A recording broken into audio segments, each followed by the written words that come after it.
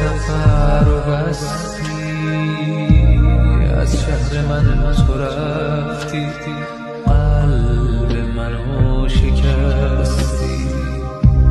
عشق تو لج کردم، کشتم تو رو تو قلبم، بت تو رو شکستم، به قتل عشق نشستم. هرگز در باورم نبود بعد تو عاشق میشم،